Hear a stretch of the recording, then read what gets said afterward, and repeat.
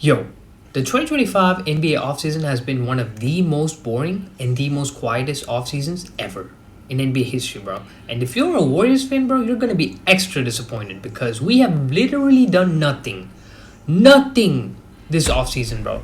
And every day it's just reports of the Warriors are expected to sign Al Horford. The Warriors are expected to sign DeAnthony Melton. Jonathan Kuminga is never re-signing with the Warriors. And, bro, it's getting frustrating, bro. Today we got a video talking about what are the Warriors doing, which is exactly what everybody wants to know. Let's check this one out. The Golden State Warriors seem to have zero plan. After adding Jimmy Butler during the season to try and make a few more title rounds with Steph Curry still around, they seem to be content with doing absolutely nothing this offseason. And I'm not exaggerating, by the way. They've done literally nothing. No first-round pick, no free agency signings. As of the recording of this video, yeah, I think they've only basically acted like the offseason just does not exist. Now, there are a couple of reasons for that, and first and foremost, of course, is the Jonathan Kuminga situation. Yeah. Restricted free agency in general this offseason has been basically non-existent, and Jonathan Kuminga is a perfect example. He is a guy that, in theory, if there was an average amount of cap space around the league, would probably sign a new deal worth between $20 and $30 million per season this offseason, and then the Warriors would have a decision on whether or not they want to match that to bring him back in restricted free agency. But he wants to be the main player, so he just doesn't want to sign with us. The us. Brooklyn Nets are the only team that had significant cap space coming into the season. Now, after making some other moves, they don't have enough to offer Jonathan Kuminga $25 million a year, and so the Warriors aren't negotiating against anyone when it comes to signing a contract to bring back Jonathan Kuminga next season. There are other options here where Kuminga can sign the qualifying offer, or they can try and find a middle ground, but right now there's no real hurry for either side to get this sorted out other than just having a resolution to it in general. One of the things that has seemed likely over the last couple of weeks is some kind of a sign and trade situation, because things have gotten so I read a report saying the Warriors are going to the Warriors and wait really have been that way for the last couple of seasons, smart. because Steve Kerr just I do is wish not Kuminga a would fan stay and clearly develop, of Jonathan Kuminga in general, and so them not being together next year makes a lot of sense. The problem is it's very difficult to figure out a sign and trade scenario I don't for Jonathan Kuminga, or really just in general for restricted free agents. There's a lot of rules in terms of the way you have to match money that make things very difficult. In addition to the fact that the Warriors are looking to get like a decent player and a pick in exchange for Kuminga, and he probably just doesn't hold that much value to a bunch of teams around the league, in addition to having to pay him what is probably going to be 20, 25, maybe $30 million a season moving forward for a player that is talented but hasn't necessarily proven a lot at the NBA level. And there have been rumors out there about a team like the Sacramento Kings possibly being involved for Jonathan Kuminga, as they maybe try and go a little bit younger. You could do Malik Monk in some stuff. You could do Keon Ellis in some stuff. Maybe the Warriors would be interested in that. But if I'm the Kings, I'm not overly interested in giving up future draft compensation in exchange for Jonathan Kuminga for a team that I'm not really sure where they're going anyway in the first place. The Phoenix Suns have come up as a possibility as well, where they could flip Dillon Brooks in exchange for whatever contract Kuminga would then be on. Where Dillon Phoenix Brooks on the Warriors younger, they get an upside bro. piece in Kuminga. I really liked him over the years, but bro, Booker, whereas the Warriors get a more proven player and someone like Dillon Brooks, but the money doesn't really work there. There's a lot of complicated things they'd have to do to get that sorted out. And the bottom line is,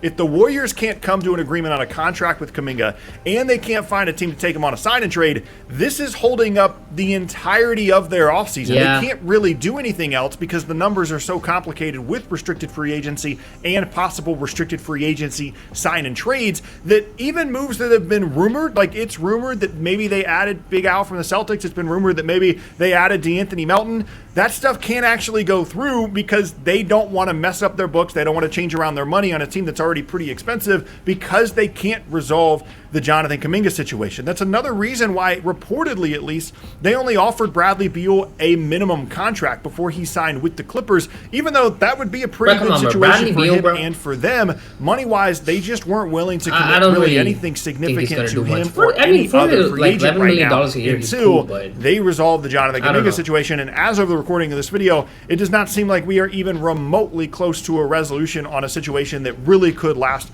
for months longer throughout the rest of the offseason. This is the number one reason why the Warriors haven't done anything, is because they got to figure out Kuminga first. But that's not the only issue, of course, because they made their big move. Like, if they didn't trade for Jimmy Butler during the year and then made that move in the offseason, people would probably be like, oh, wow, great offseason for the Warriors. They just did it ahead of time. They just did it at the trade deadline. They traded Wiggins, which was one of their only movable contracts. They traded a pick, of which they don't really have a ton moving forward. They just don't really have other assets on the roster. They don't have contracts that really work that they can trade, other than, of course, Kuminga, which we've already covered. And there's other a dude than called Kobe White really available crazy in and Chicago, trading away someone like Draymond Green, when you look at their payroll sheet, there's just not numbers out there that make sense for them to move a bunch of guys to try and add pieces. That's why the Jimmy Butler thing was, I wouldn't say a risk, but it was so significant because it did use up all of the pieces that they could possibly use, namely someone like Andrew Wiggins and Kyle Anderson's contract. Those were the pieces they had to make a big move, and now without them,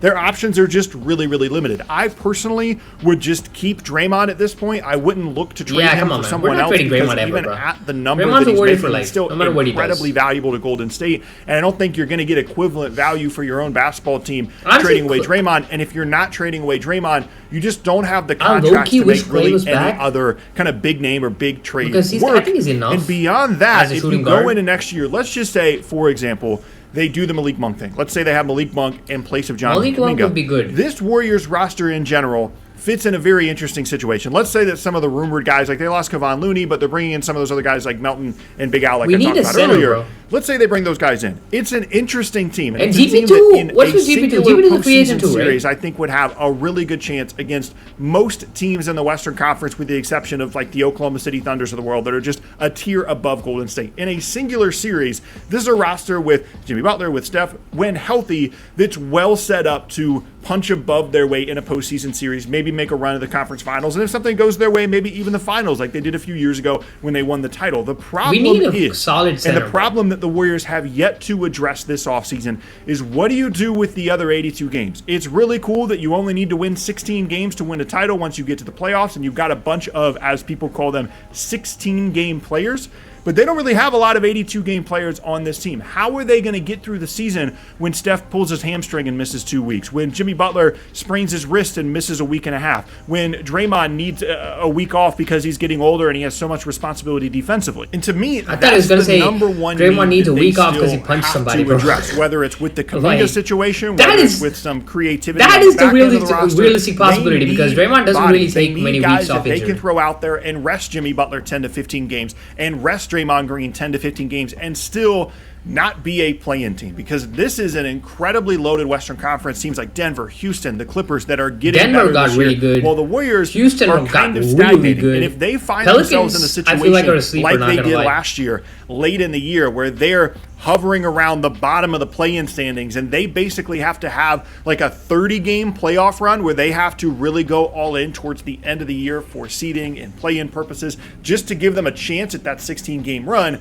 that to me is a dangerous situation for the Warriors to be in, and largely would look similar to what we saw last year with injuries and things like that derailing the end of their season. And that to me, apart from resolving the Kuminga situation, is the number one issue I have right now with the Warriors. I respect the fact that they made the Jimmy trade, and when those three guys played together, Draymond, Steph, and Jimmy Butler, they were fantastic, especially in the regular season towards the end of last year. And I think there's proof of concept that all those guys can work together, and all the playoff success that they've had certainly holds a lot of weight in the postseason. But you have to get there first, and you have to wonder what kind of chance you actually have to do something significant in the postseason. I respect the fact that they're going for it. It's much better than Steph just winning 40 to 45 games every single season. But this is really their chance. They've got this year, maybe the following year. They've committed money to it, but at this point, they've got to get very creative. Bro, 2026 has to be the year for the Warriors. A lot of their other roster moves number 5 to be a for significant Steph. Number 5 for part of the upcoming NBA season. Without tremendous injury luck,